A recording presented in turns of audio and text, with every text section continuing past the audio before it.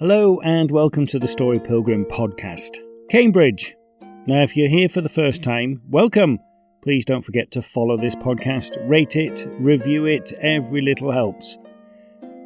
Also, remember to check out our website. There you can read our blog, sign up for our monthly newsletter, see what events we've got coming up, and much more.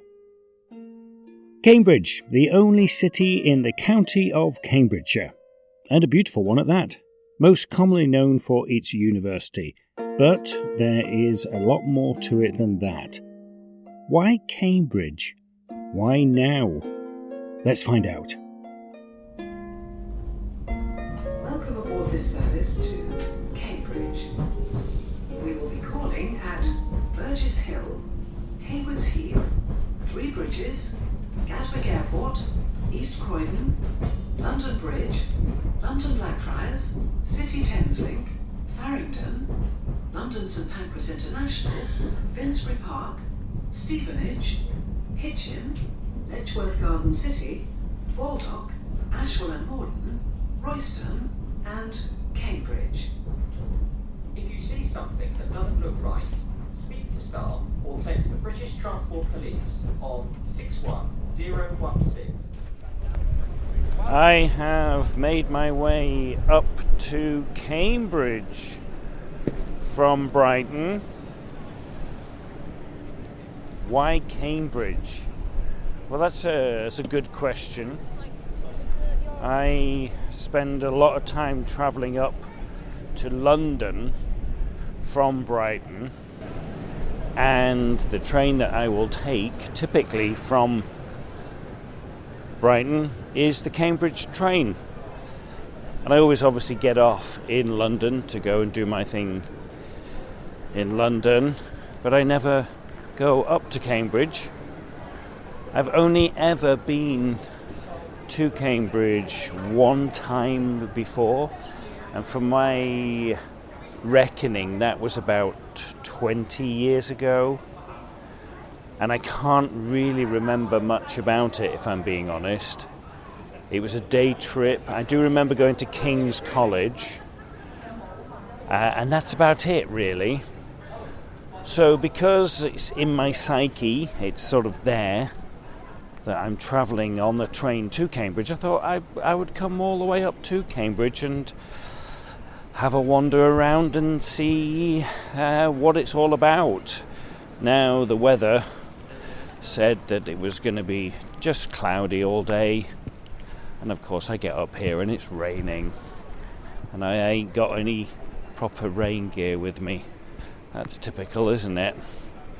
I can't get it how in this modern day, with the technology that we have, how do they get it so wrong? I mean, you know, it's not just like, oh, it might rain. There was absolutely nothing in the forecast at all about rain, and yet here it is. And I went through several patches of rain on the train on the way up, but anyway, it's just water, isn't it?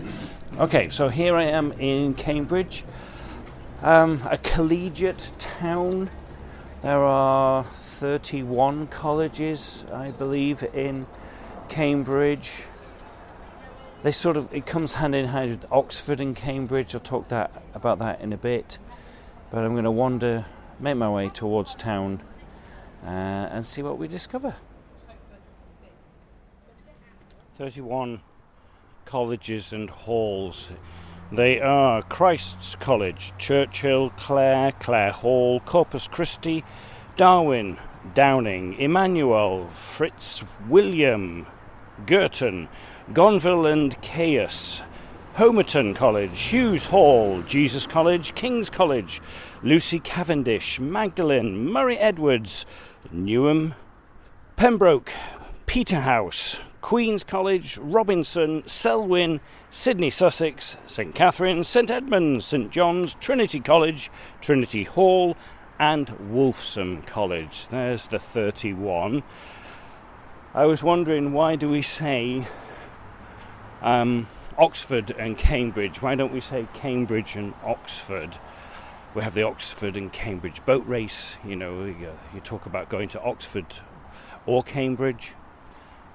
I've done my research, and the only reason why I can really think, you'd think, oh well, Cambridge is alphabetical, so maybe that would come first. The main reason why I can see being said is that Oxford has the oldest college. It was formed before a college here in Cambridge. So Oxford's first colleges was the University College of Balliol and Merton, and they were established between 1249 and 1264. And the oldest college in Cambridge is Peterhouse, and that was founded in 1284. So, we're talking a few years after. So a lot of people would say, well, Oxford came first, so that's why you say it first. Quite a lot of, famous alumni over the years from Cambridge University. You've got people like, who have we got? Isaac Newton, Stephen Hawkins, Rosalind Higgins, Alan Turing, Robert Oppenheimer, Charles Darwin, Bertram Russell, Tom Hiddleston, Emma Thompson, John Cleese, Sam Mendes. Isaac Newton was here in 1661. He went to Trinity College. Interesting there that he was a Sizar, S-I-Z-A-R, a sort of like a work study role. And it's interesting that at that time Trinity's teachings were based on Aristotle. I did my MA, when was that, 3 years ago now when I graduated, and that was based on Aristotle. So not much has changed in 800 years. Quite a notable alumni there. Obviously many, many more alumni over the years. That's wandering up from the train station towards the city centre.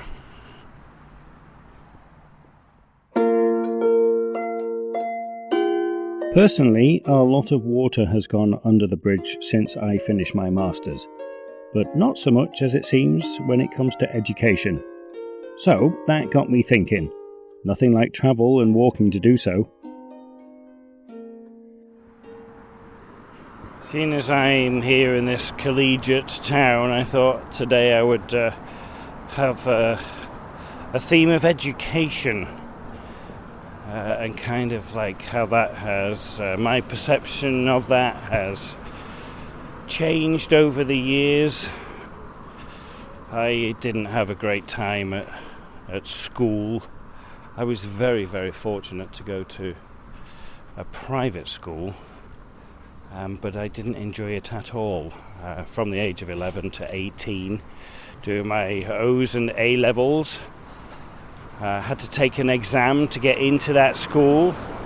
Apparently we found out years later that in the year intake I was in the top 25% of students at that time, which is why they put me in what they would have regarded the top set. We had our years of, our classes were classes L, M, N and O, L being with all the smarter kids and O being the one. So you would think it would be nice to distribute out all of it rather than putting them all the smart ones together, because basically the way it worked for me was, even though I was in that top set, so to speak, I was the thickest of the top set. I was the bottom of the 25%.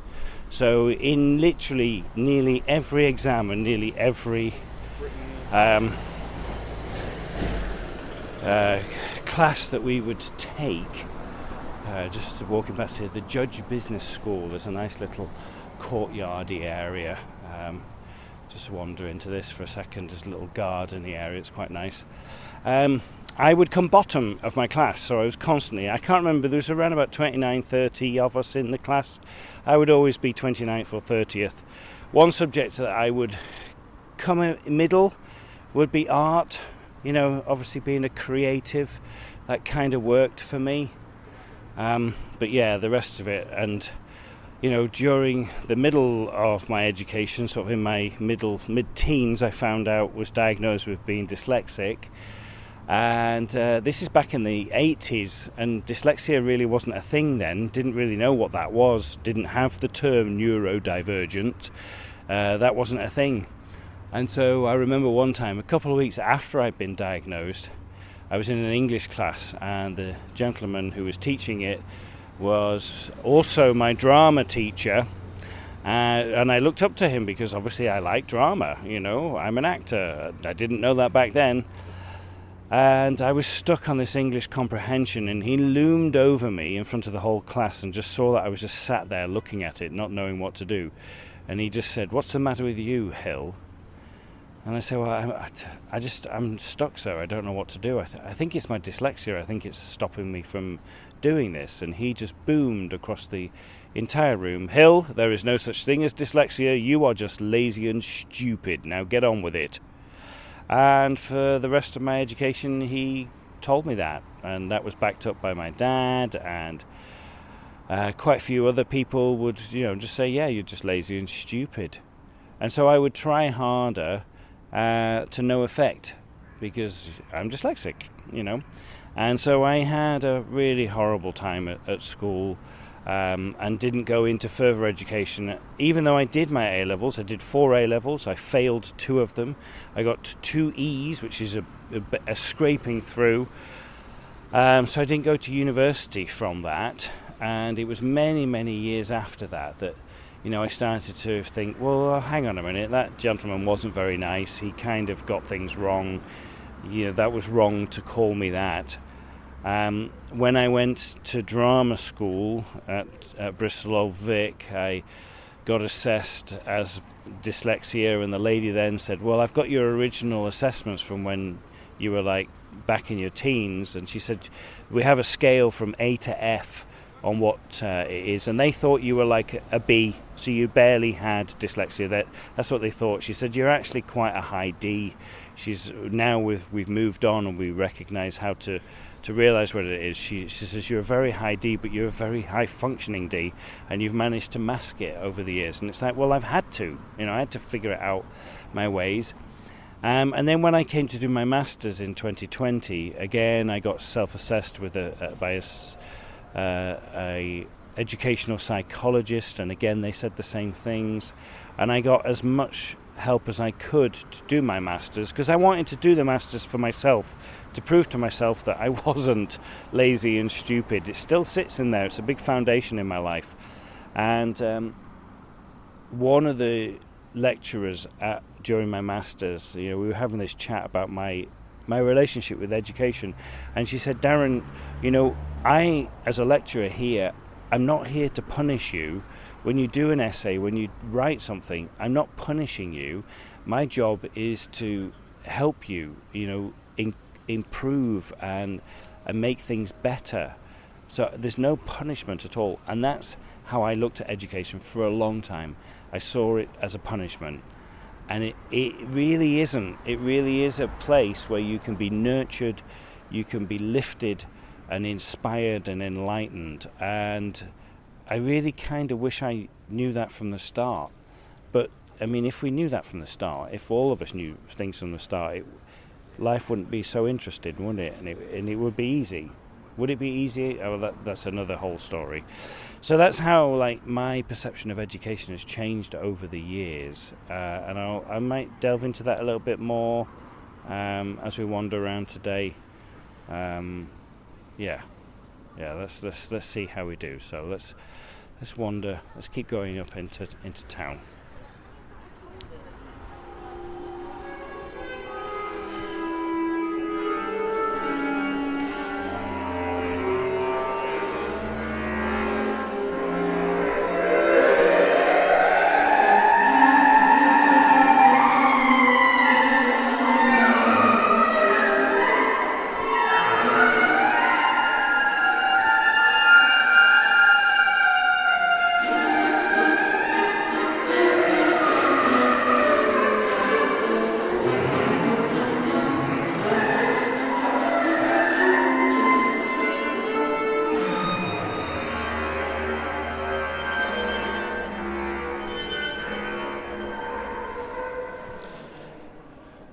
have come into the Fitzwilliam Museum, a purpose-built building to house the collection of Fitzwilliam. That noise you heard was a filming of a little student piece that they're doing up in the corner here. So this is a private collection that was handed over to the Cambridge University with a donation of £100,000. It's pretty amazing. It's like, as you walk in already, there's quite a mix of paintings, but the building itself is just absolutely stunning. 200 years old. Painting here by Seurat, Georges Seurat, 1884. It's called the Rue Saint Vincent, Paris in spring. It's just a little drawing, but George painted my favourite painting, The Sunday Afternoon on the island of Le Grand Jatte. And he did that in 1884 to 1886. So this little painting here would have been maybe right at the time when he started that Sunday afternoon. And this is just conventional. He's not using the dots. He's using smaller pieces of paint. I say pieces, brush strokes of paint, but not the dots like he did on Sunday afternoon. It's really interesting to see.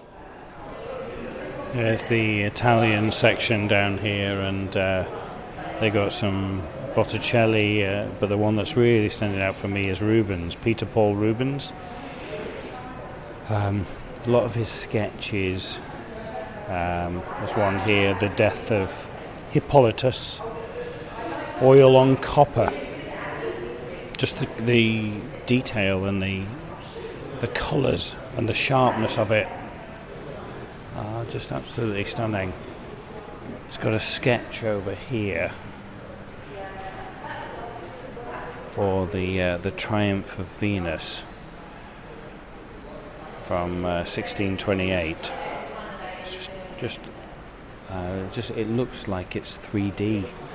And then there's 7 designs for tapestries here from circa 1625 by Rubens, and they're just divine.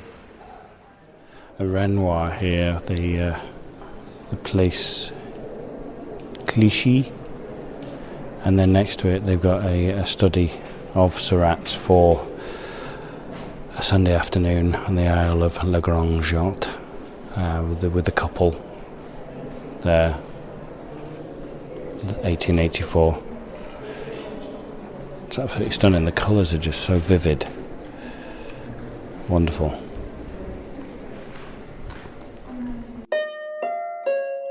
I was having a great time in the Fitzwilliam Museum.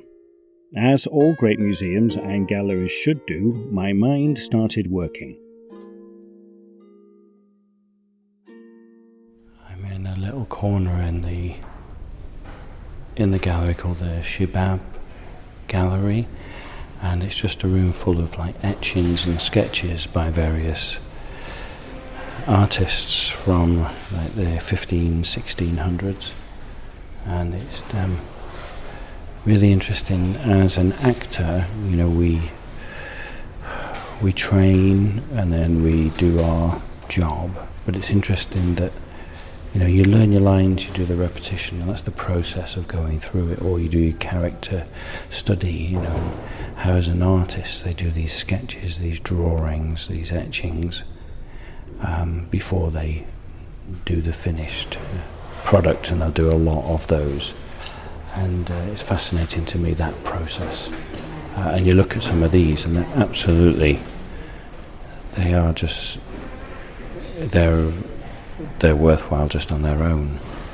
There's one here by Anthony van Dyck, circa 1631, of Lucas Vorsterman. So I've come downstairs now. Upstairs you go, there's all artwork, and then you come downstairs and you've got all antiquities. And There's things. I'm in the Egyptian section, and there are sarcophaguses.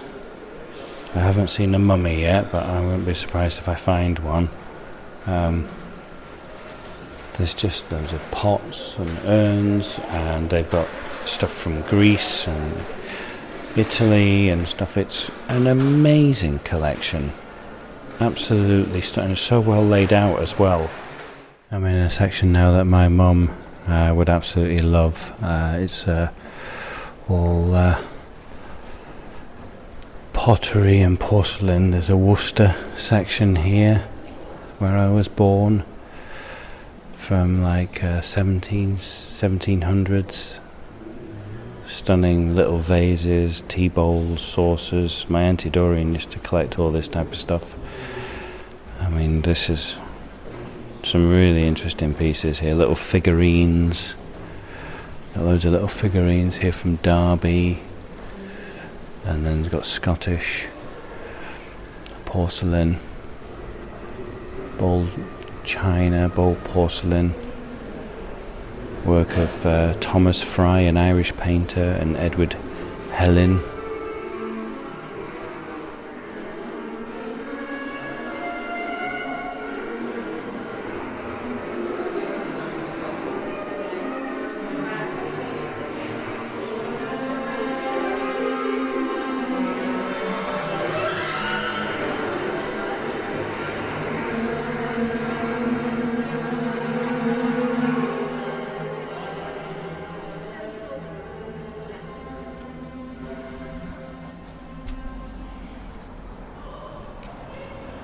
So that was the Fitzwilliam Gallery. Richard Fitzwilliam, that left his collection and this museum in his will to the University of Cambridge, and it's absolutely beautiful. It's amazing. There's so much there to take in. Let's carry on my way up into town. Thanks.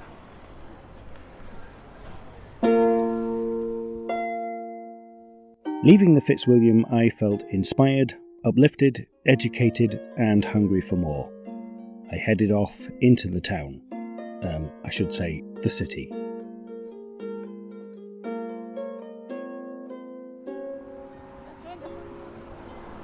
Thinking about education again, and after my experience there in the gallery, in the museum, it's just by doing little things like that, of like wandering in there and looking at the artwork and the antiquities and stuff, you kind of continue to educate yourself a little bit more.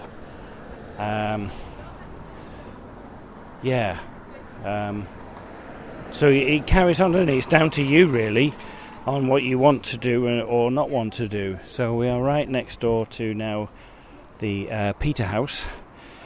That's the oldest college in Cambridge. But yeah, that continuing of education, you don't have to formally go to school or go to a college or a night class to educate yourself, one's self.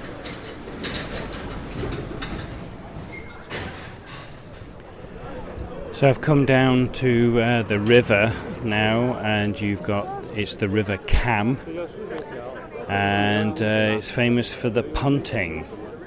Now the punt is the boat, is a shallow, flat-bottomed boat, which was designed, used in shallow rivers and shallow water. And it's famous for you to come along here for a punt. If you come punting in Cambridge, seven of the colleges back onto the river, so you get to see them. Colleges like Magdalene, St John's, Trinity, Trinity Hall, Clare, King's College and Queen's College, all back onto the river. What's the difference between punting here and punting in Oxford? Well, the boat's a little bit different. In Cambridge, there's like a little standing area at the back. I think it's called the till. So the punter will stand on the till and uses a pole that they put onto the the bed of the river, and they use that as a purchase to push themselves along. In Oxford, they don't have the till, they stand in the boat. So that's one of the main differences. But yeah, it's quite a popular thing to come along. There's been a few collisions already as I'm stood here watching them punt along. But a very gentle way to see the town. Right by Queen's College now, one of the older universities, founded in 1448 by Margaret of Anjou.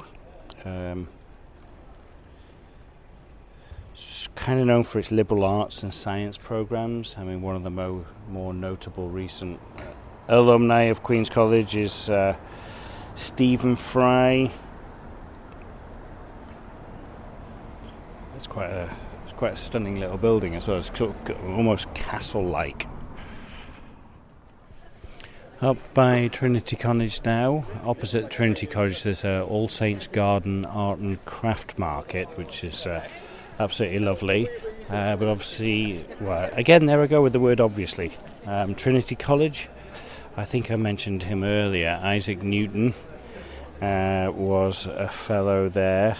I mean, he was well known for his mathematical description of gravity, but he did quite a lot more than that. He was the first to build a practical reflecting telescope.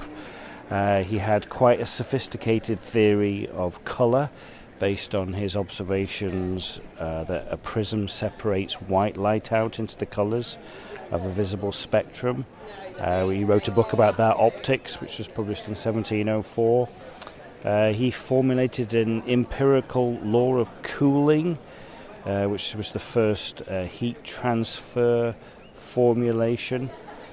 And he made the first theoretical calculation of the speed of sound, and introduced the notion of a Newtonian fluid. He did investigations into electricity, which again he sort of looks at in his book of Optics. He worked on calculus. I mean, he basically was a mathematician. He did a heck of a lot, which is quite interesting that, that was all done here, 350, nearly 400 years ago. Amazing. Happiness is no respecter of persons. Stephen Fry. Live your life as an exclamation rather than an explanation. Sir Isaac Newton. I love those two truthful quotes from alumni of the University of Cambridge. Meanwhile, back in Cambridge,